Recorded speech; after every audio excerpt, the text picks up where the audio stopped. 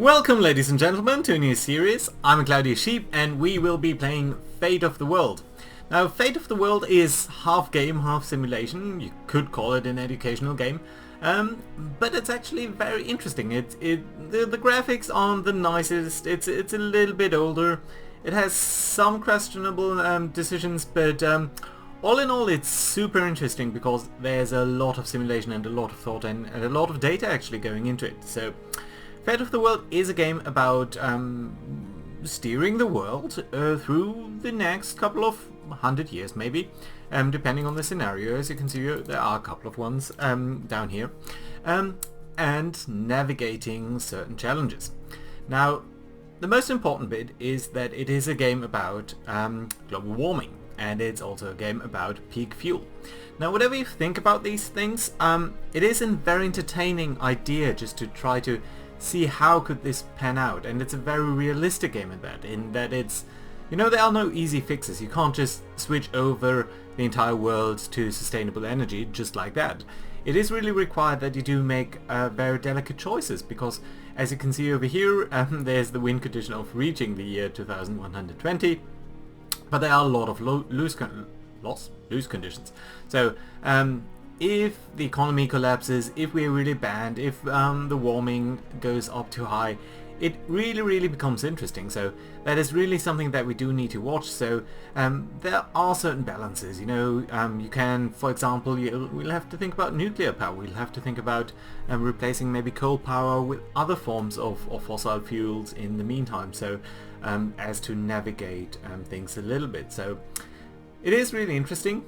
And we will pick this scenario, fuel crisis over here, which means there are two disasters that we need to deal with. So peak fuel, that means all of the resources, not just oil, but all of them are finite, and we have to think about how we get to tap some new resources of that, maybe replace it over time, maybe become a bit more energy efficient, and at the same time looking at global warming. So let's start with this scenario, and of course we're going to pick our name here, and I'm just going to be called Dude. So the game lets you select how you want to be called, so you worship, your excellency. I think Dude is fine. We just want to make this very downtrodden. I'm going to skip the intro over here because it's a little bit annoying and to be honest not that great. So I'll explain the interface in a little bit, but just as a bit of a motivational bit, why I'm playing this is, well, first of all, there is a very nice book that I just read, and it's called Sustainable Energy Without the Hot Air, by an Oxford physicist who basically builds up, you know, from ground up, what are the energy sources that we are currently using, what are we using them for, and just a very down-to-earth, very unideological look on how, what the numbers really are in terms of energy discussions, because I think it's important to, you know, think about climate change if you want to think about it, if you want to think about sustainable energy in terms of numbers. For example, something that I learned is we're all using about 5.5, so 5 to 6 tons per person per year in carbon emissions. So that's an equivalent, and you know, whatever you think about whether that is impactful or not, I certainly think that it's a very interesting number. Right. So let's have a look at the game. So right in the middle here you have the globe, which is the nicest thing to look at probably in the game, and it's totally irrelevant. Now the relevant bits are up here, will be here, and of course down here. So this up here is the most important bit. And let's look at this screen over here first. So you can see that the game keeps track of a number of game. For example, the global temperature, for which you can get a nice little graph. And this is actually the first thing you see, right? So we are planning to play up until over here. This is the prediction of the global temperatures as estimated by the game. Right now we are at 2025, and as you can see we'd be way above 3 degrees. Now what does cause global warming? Now of course the temperature over here is changed by the atmospheric concentration in parts per million in volume, I'm not sure, which is again based on the cumulative emissions, and there's also the effect of extra radiative forcing. We'll talk about this a little bit later, but this is basically the amount of million tons of CO2 emissions that have accumulated over the years, and that is of course then again based on the current emissions. Now the annual emissions, as you can see over here, are 54,000 tons, which do come from different areas of production. You can see energy is the most dominant form of that, although industry, agriculture and transportation are also very important sources of CO2 emissions. Again, you can see how the energy CO2 emissions do come from several areas, and we'll talk about that in a bit later on. However, that is not the only thing that we are looking at. We are also of course worried about the fuel sources, and you can see that there is a little bit of conventional oil, tar sands, shale oil, gas, hard coal, uranium, all of that, and these are being produced in terawatt hours per day, and that leads to the total production of energy throughout the world, which again, you know, there are these graphs. Most of that is currently being done by oil, coal, a little bit by gas and uranium. This down here really is the biggest problem. Coal is really one of the biggest emitters. You can see that, yeah, I think the coal production and oil production are sort of similar in terms of the energy that they produce, but I think we could... No, it didn't show that over here. Sometimes, you know, sometimes these things are a little bit different. And of course, lastly, there's the population, and especially the Human Development Index. So, well, this is not what I was looking at. Can I get the HDMI? Right, so, you know, the game tracks the food supply, the population, about a little bit more than 7 billion people at 2025, which again, you know, is set into workforce, sick people, and people working in agriculture, commerce, industry, or being unemployed. And of course children and elderly who are not working at all. So yeah, all of that is going on, and as you can see, that has a lot of different relevant factors which are all interconnected. So that is the most important bit. You know, this is the world as it is.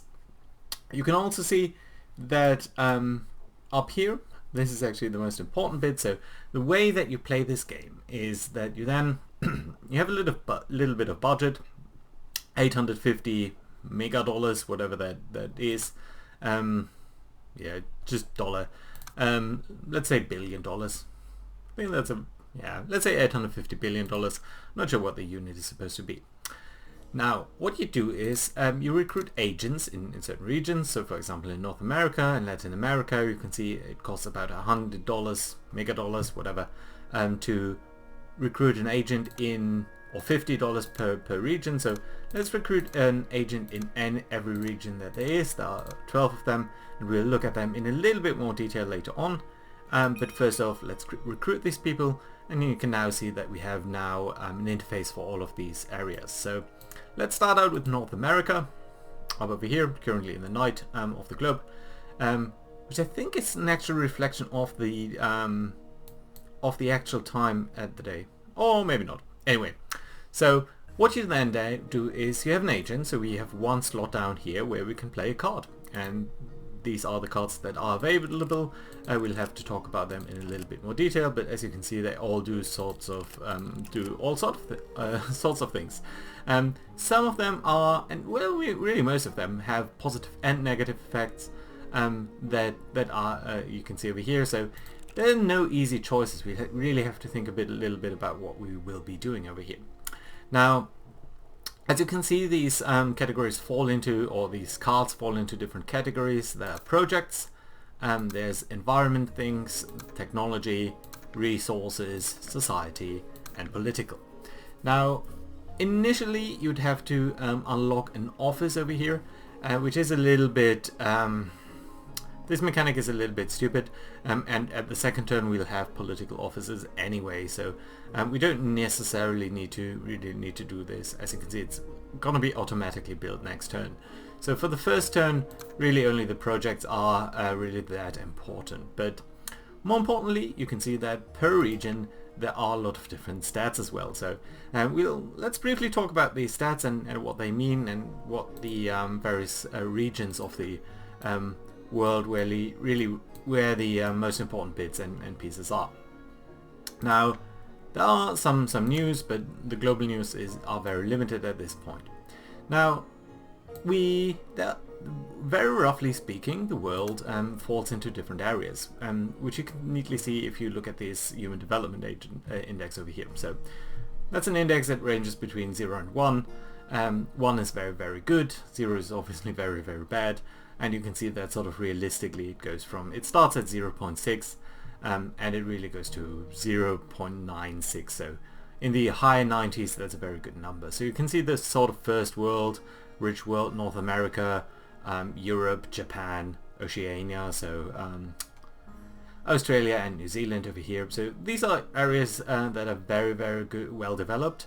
Then you have these sort of in the middle countries like Russia, Latin America, the developing world, China, the Middle East, Southeast Asia, and then you have the problem child of the world, if I may say so. So Africa, North Africa and South Africa, and in particular India. We're going to talk a lot about India and the problems that are going to come up from India, but to a large extent the solution to this game will hopefully lie in North America and Europe and, you know, the developing world, which is going to provide us with the technology to hopefully get out of this mess. And at this point I should really say that this is a hugely difficult game. It's really incredibly difficult to balance all of these things against each other. So yeah, there's that. Right, let's briefly... Did I actually get a new graphic? Right, you can see that there are sort of more stats to that, but we'll have to look at that very soon. For example, the most important bit to me really is the annual emissions, and as you can see, some of the areas really don't have that many emissions. For example, Africa really doesn't really produce that much. Oceania doesn't. However, the main producers of CO2 are China, North America, Europe, Latin America, and to a lot lower extent the Middle East and Southeast Asia. Right, so therefore we really need to deal with a couple of things. We need to deal with the emissions in China, we need to deal with the emissions in North America and Europe, and we need to solve the energy crisis. Now, I'm not sure this shows really everything, but you can see over here, for example, that the recoverable energy reserves are very high, of course, in the Middle East, to a lower extent in Russia and North America. So these are the regions that we'll trust to fix our energy shortages in the meantime, until we can reduce our consumption and a couple of other things. So also you can see the coal used, that is a very, very big problem in China and to a low extent in North America. But really the big problems are the annual emissions in China, North America, that sort of thing. Of course, keep in mind these are just absolute numbers, so obviously China has a much higher population than North America, and obviously China does produce quite a lot of things for the rest of the world. So, you know, it's pretty much the factory of the world, and that is reflected in the emissions over here. So if you have a look at where that comes from, it's to a large extent from energy, and to a large extent from industry.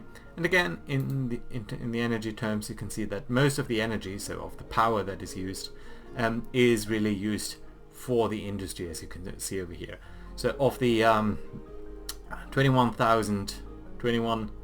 terawatt hours, you can see about 14, so 2/3, are being used in the industry, and very little in anything else really. So yeah, that is a very big part of the emissions. You can also see that the industrial emissions really, to a large extent, where is it?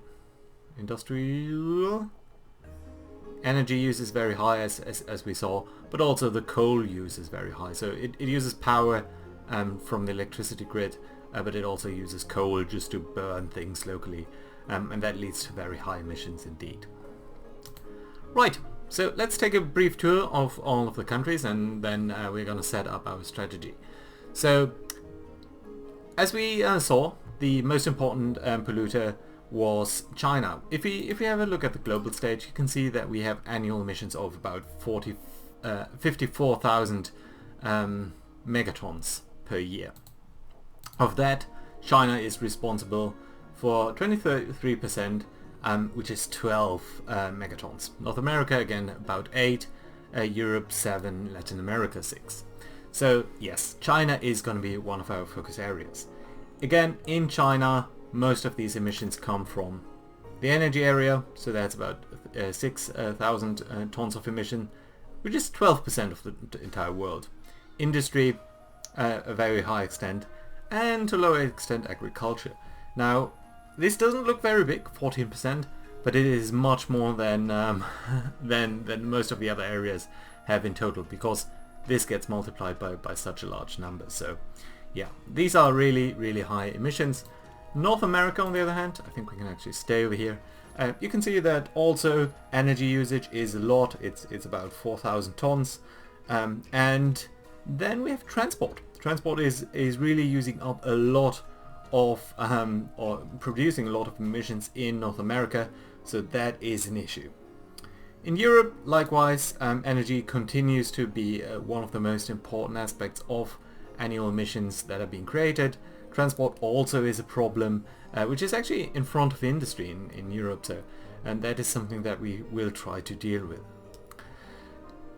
Lastly, I think we want to have a brief look at Latin America, where you can probably see, yeah, over here, so forestry. Over here, of these emissions, forests do produce quite a lot of change, and that is because basically of the deforestation of the Amazonian region. So these are really the most important things. If you want to have a look at to get a very rough feeling about where the emissions come from, just the four most important elements: the energy production in China, the industry in China, the energy production in North America, and the energy production in Europe. These four items are responsible for about a quarter of the emissions. And then you have a couple of other items, like the agriculture in China, like the transportation in North America and Europe. These items really just, the next 6 or 7 items make up another 25%. And below that it really gets into the nitty little details. So we'll have to think about that. Right, so that's the very, very, very rough overview. Let's also look at actually our resources, and I don't want to go through everything, but at least in terms of conventional oil, I think it's worthwhile to have a chance or to have a look at what's out there, you know. So basically the way that this graphic works is that this yellow brownish bit over here is what the game considers unrecoverable reserves. So that is oil that is out there, but which at the current technology is not accessible to us. Then you have the accessible oil that is totally available on the Earth, about 6 million terawatt hours, and of that we actually mined or got out of the ground or drilled about half of that, so yeah, a little bit less, maybe 3 million terawatt hours. Now, of the total recoverable or remaining recoverable oil of 3.7 million, let's have a look at the Middle East and how it's looking over here. You should be able to see that, yeah, so about 2 million of the 3.8 are recoverable in the Middle East. So you can already see that this is a very, very important area. And of the 5.5 million of unrecoverable reserves, 2.5 are actually also here. So this is going to be a very, very important area. You can also see that it does have some problems, and we'll talk about this interface in a little bit. But the second most important area over here is North America, and you can see that it's a lot lower. So whereas the Middle East had about 2 million recoverable reserves, North America has about 0.7 million, so much less, although there is some unconventional oil as well. And in terms of gas, it really looks somewhat similar, although Russia is a little bit more important in that regard. So if you have a look at the conventional gas, there's some in Russia that we'll have to think about. Right, that's the very, very rough guide through the game. So this does dictate a little bit of our strategy. So we will use North America, Europe, Japan, Oceania as the base from where we recover the funds, the funding, and the technology, but also places where we do need to address a lot of the climate change issues.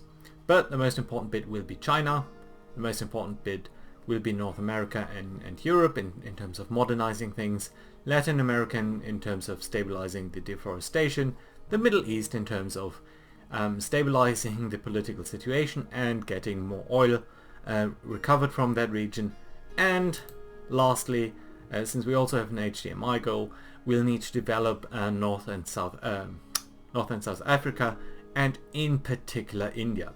India really is one of the most difficult areas to play around, simply because they have such a low HDMI, and that is really because the economy really is not that great, and you can see the life expectancy is also not that great either.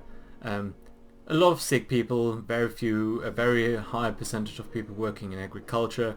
You can actually see the working age, but a very large total population. So nearly 20% of the world population is based in India, as opposed to, in China a little bit more, but then again China is doing so much better right now, at least in terms of the economy, which of course also means it carries out more emissions.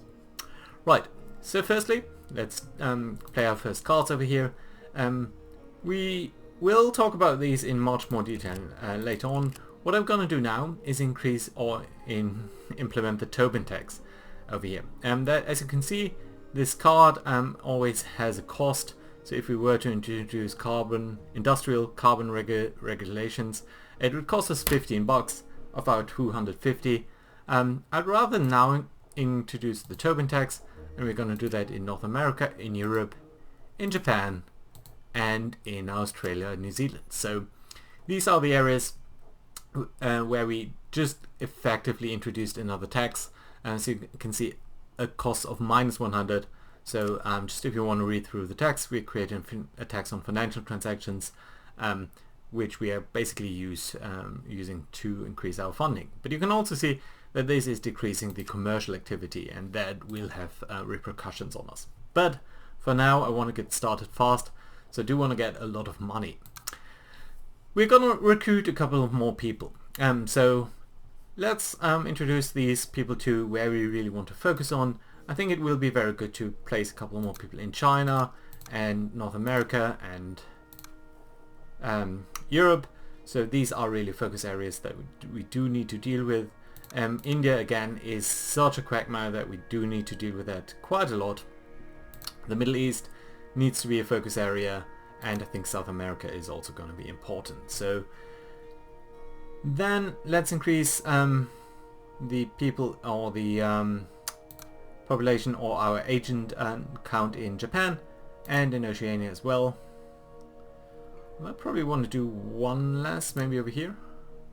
Let's do one less in Europe for now. That leaves us at 2 agents in all of the regions where we do need to place a couple of people. 3 in China, which I think is fine. 3 in India, and a couple of them in Latin America. And we will have some funding, although not too much. So, you know what? Let's do it like such.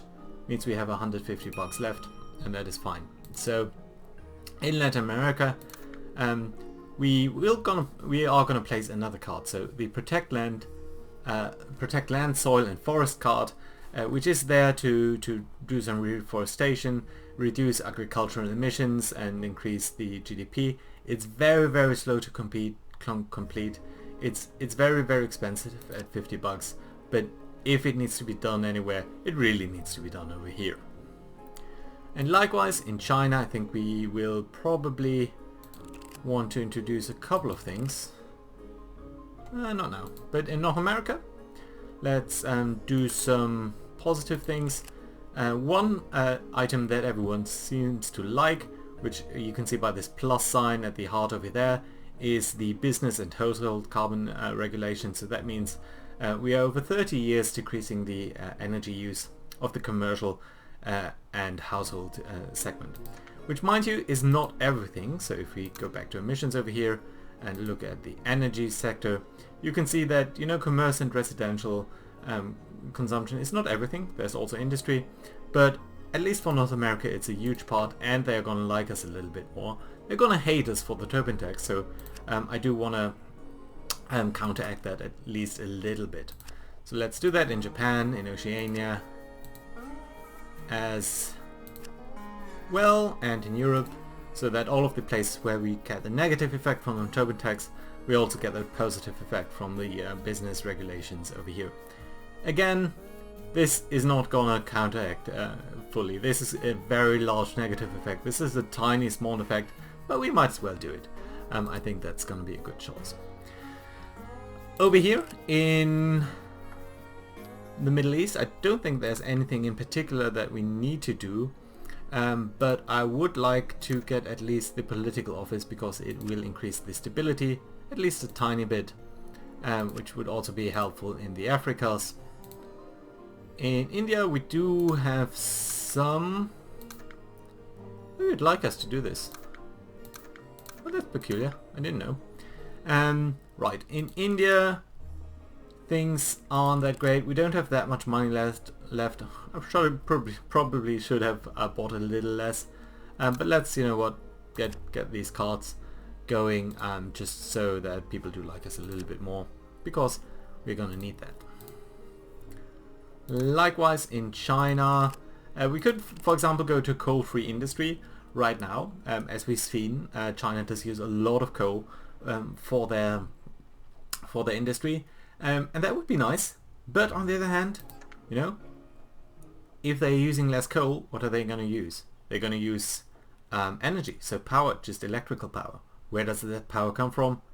Nearly all coal right now, so it'd probably be even less efficient if we were to switch over to the coal-free industry now. Likewise, we could commit to renewables, but really at this point it really wouldn't do that much for us, so I don't think that this is an appropriate change for now. We don't need to buy these offices, so I think that's alright, but then again we don't really have the money to do anything else. Do we want to maybe Tobin tax Russia? Let's do that then. We'll have some money to deal with a couple of things, and that will, for example, allow us to do the protect land and soil item in China, which at least is gonna help us out a little bit. In Russia, could we do something else maybe? Business and carbon regs. India is fairly limited, but here as well protect land and soil would be extremely good choice, I think. We don't really have that much money, so let me briefly check one thing. I don't think there's any news, no. Okay, so that does leave us at a fairly decent setup. It is going to be an extremely difficult game, but we might as well try to get through the next 100 years. It's going to be 5 turns per year, and as you can see over here we've played 60 cards out of the total of 22 available, but that's only because this turn we had to buy so many cards, and that's going to be fine later on. So I think from next turn onwards our funding is going to be much more closely matched to the actual agents that we can deploy. So I hope you are going to like the series. It's gonna be a hard ride. I think we'll probably lose, but the interesting bit is how we lose, whether it will be through climate change or whether it will be through any of the other parameters, if we can get a hold of the world, or if we are accidentally gonna kill millions of people in the meantime, which could also happen, but that might still count as a win. So hope you'll enjoy the ride. Thank you very much for watching. Bye bye.